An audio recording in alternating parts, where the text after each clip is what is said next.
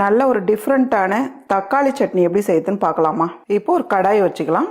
கடாய் சூடானதும் ஒரு 1.5 table spoon அளவுக்கு எண்ணெய் சேர்த்துக்கலாம். எண்ணெய் சூடானதும் ஒரு 10 பல்லுக்கு பூண்டு சேர்த்துக்கலாம்.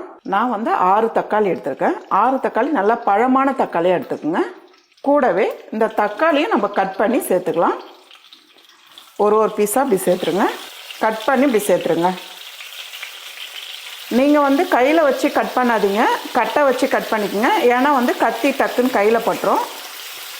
இப்போ அடுப்பு தீ மீடியமான அளவில் வச்சுட்டு இது கூடவே கொஞ்சமாக உப்பு சேர்த்துருங்க. அடுப்பு தீ மீடியமான அளவில் வச்சுட்டு இப்போ நம்ம மூடி வைக்கலாம். ஒரு 2 நிமிஷத்துக்கு அப்படியே இருக்கட்டும். பாருங்கம்மா, நான் ஒரு 2 நிமிஷம் மூடி வச்சுருக்கேன். இப்போ பார்க்கலாம். தக்காளியில் இருக்க தண்ணியெலாம் இறங்கியிருக்கு பாருங்கள். இது எண்ணெய் நினச்சிக்க போகிறீங்க. தக்காளியில் இருக்க தண்ணி, மேலே இருக்க தோல் அப்படியே உறிஞ்சி வருது பாருங்கள். இதை போல் தனியாக எடுத்துடணும். இப்போ ஸ்டவ் ஆஃப் பண்ணிவிட்டு கொஞ்ச நேரம் ஆற வச்சு மேலே இருக்க தோல் அப்படியே எடுத்துடலாம். பாருங்கள், இப்போ மேலே இருக்க தோல் அப்படியே எடுத்துடலாம். சூடாக எடுக்காதீங்க.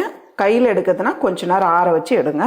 இந்த டிஷ்ஷுக்கு மேலே இருக்க தோலை எடுத்துட்டு நீங்கள் சட்னி பண்ணிங்கன்னா ரொம்பவே டிஃப்ரெண்ட்டான டேஸ்ட்டில் ரொம்ப நல்லாயிருக்கும். இப்போ நீங்கள் மத்து வேணுனாலும் எடுத்துக்கலாம், இல்லை கரண்டி வேணுனாலும் எடுத்துக்கலாம், இல்லை இதை போல் உங்ககிட்ட இருந்தாலும் நீங்கள் எடுத்துக்கலாம். இது நல்லா இப்படி ப்ரெஸ் பண்ணி விட்டுருங்க. நல்லா மசிய வச்சுருங்க. கரண்டியில் கூட நல்லா மசிஞ்சிடும். பாருங்கள், கரண்டியில் கூட நீங்கள் இதே போல் நல்லா மசிய வச்சிடலாம். பாருங்கம்மா, தக்காளி இந்த அளவுக்கு நல்லா மசிய வச்சுடுங்க. இப்போ ஸ்டவ் ஆன் பண்ணிக்கலாம். பொடியை நறுக்குன ஒரு பெரிய வெங்காயம் அப்படியே சேர்த்துருங்க. 2 பச்சை மிளகா பொடியை நறுக்குனது, உங்களுக்கு காரத்துக்கு ஏற்ற மாதிரி நீங்கள் சேர்த்துக்கலாம். பொடியை நறுக்குன கொத்தமல்லி, கூடவே 1 டீஸ்பூன் அளவுக்கு மிளகாய் தூள் சேர்த்துக்கலாம். 1 டீஸ்பூன் அளவுக்கு மல்லித்தூள் சேர்த்துக்கலாம். ஏற்கனவே நம்ம உப்பு கொஞ்சம் சேர்த்துருக்கோம். உப்பு தேவையான அளவு. இப்போ இதெல்லாம் சேர்த்துட்டு நல்லா கலந்து விடுங்கம்மா. தண்ணி சேர்க்காதீங்க, தக்காளியில் இருக்க தண்ணியே போதும்.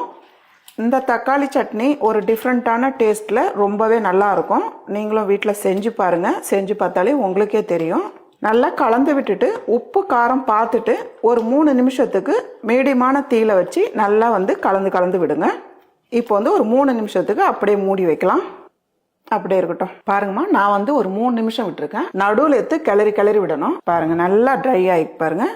தண்ணியே சேர்க்கலை, வெறும் தக்காளியோட தண்ணி தான். வெங்காயம் ஃபுல்லாக வேகக்கூடாது, ஒரு 3/4 பாகம் வெந்தாலே போதும். அப்போ தான் அதோட டேஸ்ட் நமக்கு ஒரு டிஃப்ரெண்ட்டாக தெரியும். இப்போ இந்த டைமில் ஒரு 1/4 ஸ்பூன் அளவுக்கு கரம் மசாலா உங்களுக்கு இஷ்டப்பட்டால் சேர்த்துக்கலாம், இல்லைனா விட்டுடலாம், நம்மளுடைய விருப்பம் தான். இதையும் சேர்த்து இறக்குற டைமில் சேர்த்து நல்லா கலந்து விட்டுட்டு இறக்கிடலாம். கொஞ்சமாக கொத்தமல்லி. அவ்வளோதாம்மா, ஒரு டிஃப்ரெண்ட்டான டேஸ்ட்டில் தக்காளி சட்னி ரெடி. இந்த சட்னி நீங்களும் வீட்டில் ட்ரை பண்ணி பாருங்கள். This video is sponsored by BuyMode shopping app. BuyMode e-shopping application is the one of the online shopping app now available on Play Store.